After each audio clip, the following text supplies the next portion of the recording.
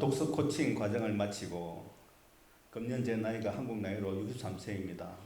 이 늦은 나이에 독서 코칭 수업을 받는다는 것 자체가 너무 늦은 것 같고 다른 사람이 들으면 괜히 쓸데없는 짓 한다고 욕을 할 것만 같은 생각이 들기도 합니다. 하지만 이 독서 코칭 과정이 있다는 것을 알았을 때 그동안 제 마음을 짓눌러 왔던 마음의 짐을 해결할 수 있는 길이 될 수도 있겠다는 생각이 들었습니다. 평소 독서의 중요성을 알았지만은 책을 읽기 위해 책장을 넘기기 채 3번을 뜰지도 못한 채 중간에 그만두어 버린 경우가 비일비재하여 책을 읽는 그 자체가 참 많이 힘들었습니다. 하지만 제 스스로 책 읽기처럼 안 되는데도 불구하고 학생들 앞에서는 독서가 중요하니 책을 한다고 말해야 하는 위선적인 행동을 할 수밖에 없는 제 자신이 그동안 참 많이 미웠습니다. 책을 읽음으로 성공한 오프라 윈프리, 빌 게이츠, 모택동, 워렌 버핏 등 이런 사람들이 책을 열심히 읽음으로 성공한 사람들이라고 예를 들면서 독서의 중요성을 강조해왔지만 정작 제 자신은 제대로 책을 읽지도 않은 자기 모순에 빠져 늘 마음의 가책을 느껴왔습니다. 그러던 중 지식 아카데미에서 진행하는 독서 특강에서 최석장 목사님을 만나고 또 근본 이 독서 코칭 과정에 대해 알게 되었습니다.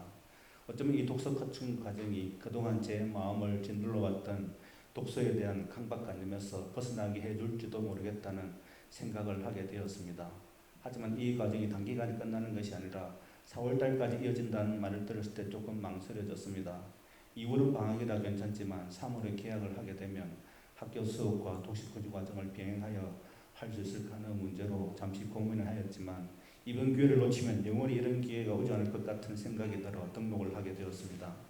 그런데 뜻하지 않는 코로나 사태로 개학이 늦춰지고 비대면 수업으로 진행되면서 마음의 짐을 조금은 들기도 했습니다.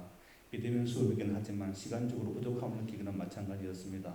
생전 처음 해보는 동영상 촬영과 또 몇 명에 가까운 학생들에게 과제를 내어주고 개인별로 평가하여 피드백하는 일에 꽤 많은 시간이 들기도 했지만 정상 수업할 때보다는 시간 활용 면에서 여유가 있었기에 오늘 이 자리까지 올 수 있었습니다. 하지만 12주간 진행된 도서 코칭 과정이 쉽지는 않았습니다.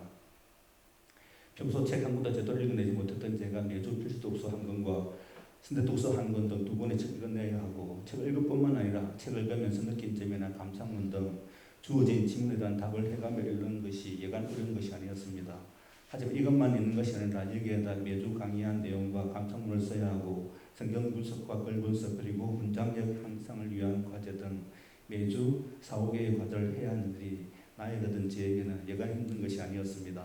학교 강의를 위한 교재를 만들고 그리고 동영상 촬영을 위한 나레이션을 별도로 만들어서 실제 촬영을 하는 등 동영상 촬영에 대한 부담감으로 과제를 제때 못한 적도 제법 있었지만 그래도 매주 책 읽기만큼은 빠뜨리지 않고 해야겠다는 각오로 한 주 한 주 지내왔습니다.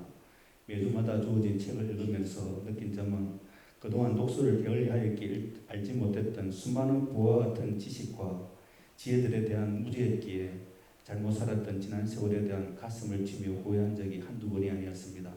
특히 500년 명문가의 자녀교육을 읽으면서 이 책에 대한 내용을 아이들 어릴 때 알았더라면 우리 아이들의 지금 모습이 많이 달라졌을 것 같은 생각에 너무나 많이 후회가 되었습니다. 그리고 나를 위한 시간혁명이라는 책은 책의 처음부터 마지막까지 모두 외워버리고 싶은 마음이 들 정도로 한마디 한마디가 주옥 같은 내용으로 가득 채워져 있어서 지금도 매일 옆에 두고 틈이 날 때마다 조금씩 읽고 있습니다.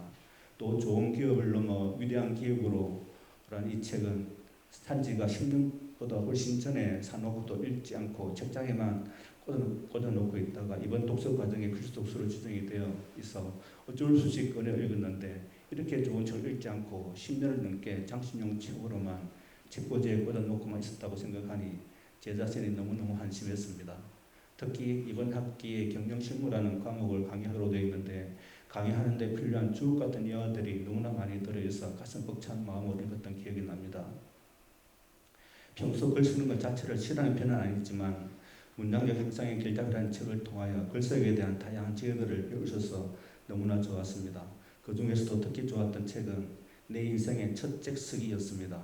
먼저는 글을 쓰는 데 대한 다양한 내용들이 소개가 되어 있어서 좋았기도 했지만 책 쓰기에 도전을 하고 싶은 동기부여가 되었다는 점에서 마음에 진하게 다가왔습니다. 책을 출판하는 문제는 그 다음의 일이고 일단 책을 쓰기 위해 매일 일정한 시간에 일정한 장소에서 일정한 시간 동안 글쓰기를 해야겠다는 강한 도전의식을 제게 심어줄 것 하나만으로도 이번 독서 코칭 과정은 저에게 너무나 큰 선물을 주었습니다. 어제 서울에 있는 친구에게서 전화가 왔습니다. 그 역시 저처럼 정년퇴직을 하고 집에서 별 할 일 없이 지내고 있다가 최근에는 코로나 때문에 직콕을 하고 있어 심심해서 미칠 것 같다는 얘기를 했습니다. 그러나 저는 학생을 강의 준비도 해야 하고 실시간 강의 시스템에 대해서도 배워야 할 뿐만 아니라 독서 코칭 과정에 밀린 과제도 해야 하기에 하루가 어떻게 지내는지도 모를 정도로 바쁘게 보내고 있다고 하니까 그런 제가 너무나 부럽다는 말을 들었습니다. 그리고 학교 강의는 65세까지만 할 수 있어 그 후에 무엇을 할 것인가에 대해 명확하게 결정된 것이 없어 마음 한쪽에 늘 허전해 있었습니다. 하지만 근본 독서 코칭 과정을 통하여 100%는 아니지만 65세 이후의 삶에 대해 어느 정도 방향을 잡았다는 점에서 제 나름대로의 큰 소득을 얻은 것 같습니다. 그것은 글쓰기와 독서입니다. 이번에 밀린 과제만 제출하고 나면 본격적으로 책 읽기와 글쓰기에 돌입할 예정입니다. 적어도 저는 제 주변의 친구들처럼 하루하루가 심심할 겨를은 전혀 없을 것 같습니다. 지금 당장이라도 읽고 싶은 책과 하고 싶은 일들이 산더미처럼 쌓여 있기에 그 일들을 하느라면 어느덧 제 인생의 종점에 와 있을 것 같습니다. 이 과정을 통해 얻은 최고의 축복은 죽을 때까지 진정으로 하고 싶은 일을 발견했다는 것입니다. 끝으로 이 과정을 통해 보너스로 얻은 습관은 이제 책을 한번 들면 어떻게 해서든 끝까지 읽게 되었다는 것입니다.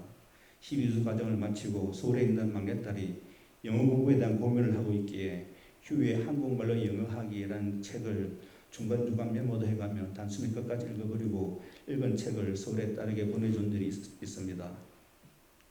종종 같으면 대충 읽고 그냥 보내줄 텐데 책을 끝까지 읽고 난 후에 제 스스로에게 조금 놀랐습니다. 아니 내가 한 번에 책을 끝까지 다 읽어버리다니 저 자신도 모르게 일어난 저희 변화에 조금 놀라기도 하고 많이 감사했습니다. 이런 축복과 변화를 경험할 수 있도록 도움을 주신 책스타 목사님께 감사를 드립니다.